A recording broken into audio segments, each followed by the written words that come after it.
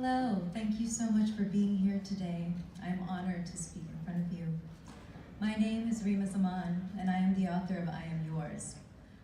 And I'll tell you a little story about how this book came to be. The year is 2011. I am 27 years old, living in a half-burnt barn pushed deep in upstate New York, surrounded by banks of snow, married to a man who has grown to loathe me. He is gorgeous, born and raised in wealthy California, born and raised with every privilege under the sun, including the privilege of being treated as the almighty son. He has a violent temper, as well as a penchant for other women. He calls his other women sister wives, his reasoning being that having these other women alleviates the pressure on me to be perfect for him. He says that the task of making him happy can be evenly distributed amongst various girls. How very thoughtful.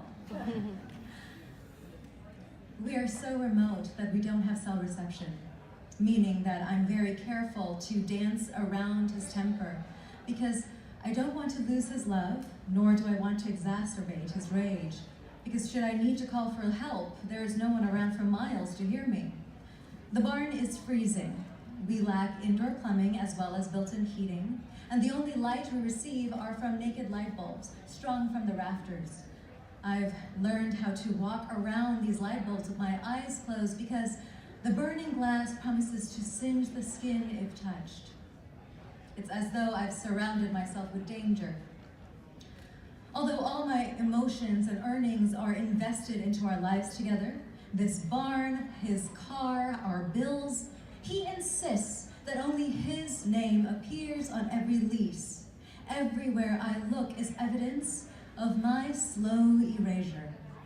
Often he calls me his wife for greensies, not for realsies, to remind me that my green card was procured through marriage, to remind me that I am dependent on him, to remind me that power only responds to power, and in his eyes, I, as a Bangladeshi woman, to his white male American privilege, I have no power. He calls me wife for greensies to remind me that I am caught by a noose woven partly by my complicit hands. He reminds me that I can be disowned, deported, made to disappear so easily. But I want you to know that I am not afraid. I am not afraid because in spite of the man hell-bent on making me disappear, I have started appearing. I have started appearing because I have started writing. Yes, in the dim light of dawn, I have been secretly writing chapter upon chapter of a mysterious book. And as this book comes into being, it shows me how I became this woman. And as I fill with clarity, I fill with the strength to speak back to him. This book has shown me that I became this woman because as a girl born in Bangladesh and raised in Thailand, I was taught very young to swallow my voice. I became this woman because the first predator arrived in my life when I was 11 years old. The second sexual predator arrived when I was 18. I was raped when I was 23 and assaulted at 24, and through each wound I reported those crimes only to be told, boys will be boys. A sentence and a situation that is uncannily timely, yet timeless.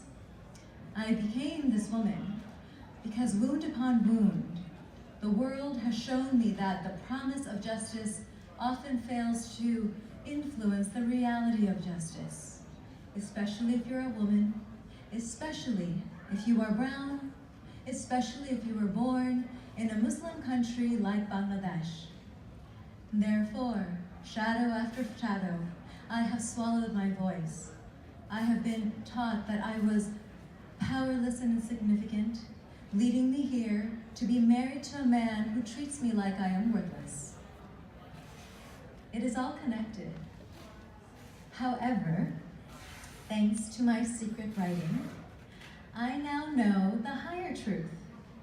The higher truth is that in spite of others telling me I am powerless, I do indeed hold power.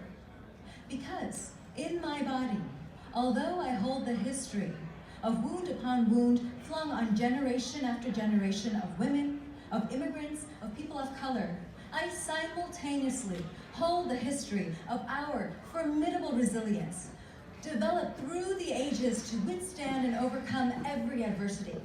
And whichever identity I pledge my allegiance to will in turn direct my trajectory. In the story of my husband and I, it would be inaccurate to say that he changed overnight. More accurately, my voice and I, we are the plot twist. So, I looked at my husband and I announced, no, neither you nor anyone else is allowed to control my narrative. Only I author my life, and I will speak my revolution into being. And I left. I left him, I left behind that half-burnt barn. I went through a few other trials and dragons, and then I sat down to write I Am Yours. In I Am Yours, I have poured every bit of the love and healing I wish others had known to give me when I was assaulted, when I was a young girl struggling with anorexia, when I immigrated to the States by myself, when I was a child growing up in a confusing home, and then a woman in an abusive marriage. I wrote I Am Yours because with every word, another woman hears that her story matters, that she too deserves love, kindness, and respect, that the time is up, the time is now, and it is time that the world listens, that she too, me too, you too, we too, we are all vital voices rising in a collective roar. I wrote this memoir because I am woman. Hand me pain and I will turn it into poetry. Wound me and watch as I morph into wisdom. What is adversity but an anniversary of my next new talent? I wrote this memoir as an invitation to men to be part of the solution we so desperately need. What are books but an invitation to awaken empathy? And it is truly through empathy that we change human behavior. I wrote this memoir because to speak is a revolution, and woman by woman, voice by voice, story by story, we are authoring a new anthem. I wrote this memoir so that years from now, my daughters and granddaughters and great-granddaughters will not have to weep over the same wounds that made my mother and I cry. I wrote this memoir because it is time. Thank you.